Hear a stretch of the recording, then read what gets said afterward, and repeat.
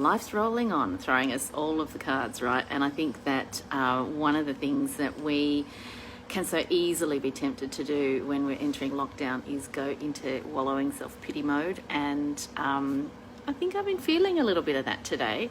So if you're feeling a little bit of that this Saturday, then just give yourself a little bit of grace, give yourself a little bit of room, be kind to yourself. It's a shitty thing having to go into a third lockdown.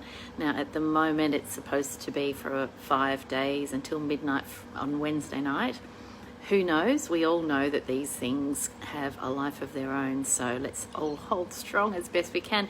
And in the meantime, just do something for you that is bringing you a little bit of joy. I confess to hanging out in my pyjamas until lunchtime. I was very tempted to stay in my pyjamas all day, and I realized it really wasn't going to serve me much good doing that wallowing, which is really what I was doing. I was just wallowing a little bit. So I got myself showered, I got myself dressed, I wandered off down the street, and I went and got some lunch for the kids and some coffee and a milkshake for the kids, and was able to bring that home and get them all sorted out for lunch while I have a quick chat to you.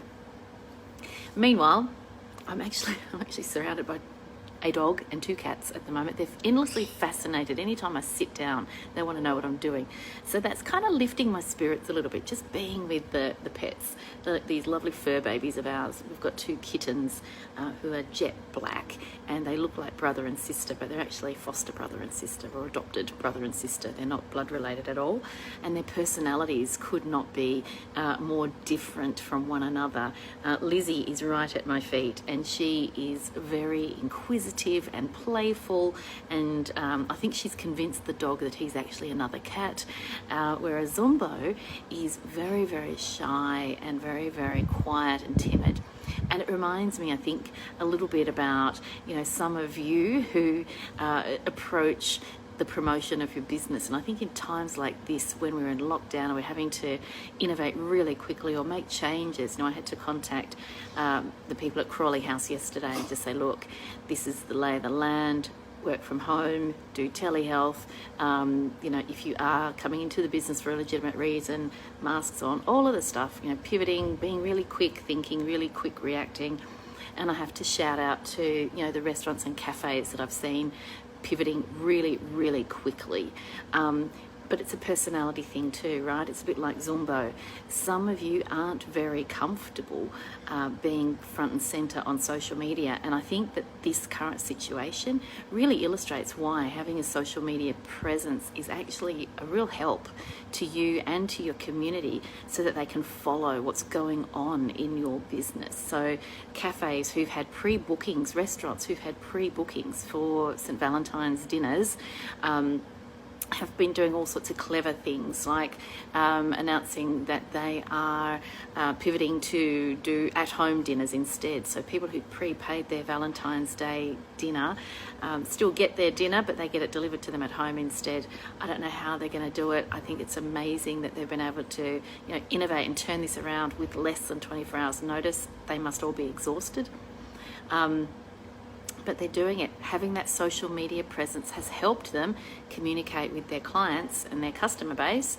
Obviously, they'll communicate more directly with those people with bookings as well, but for the broader community, it lets them know. This morning, the first thing I knew was which of my local cafes were open for me to go and grab a coffee from, because they announced it on social media this morning.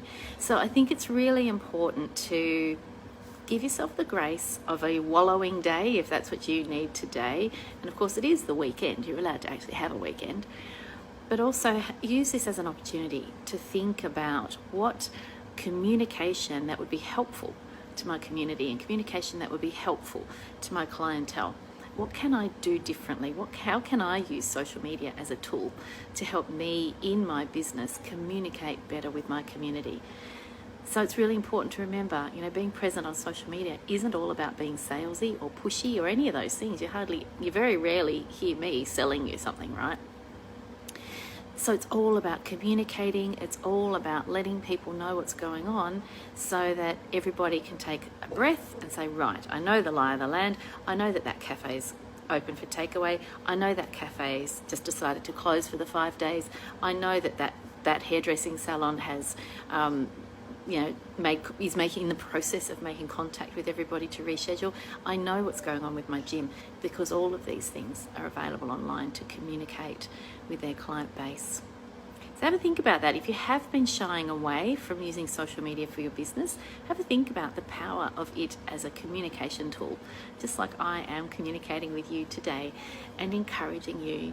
Go gentle. And if you're not in Victoria, thank you for all your support. I'm seeing so many lovely messages and so many lovely posts on social media cheering us all on as we go through this mini circuit breaker of a lockdown, which of course is our 3rd lockdown. And for a lot of Victorians, it's quite traumatic going back into lockdown, because the last one was bloody long and bloody hard.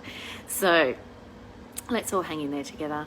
Have a great weekend, and I'll pop in tomorrow, let you know what's going on. Have a great day. Bye.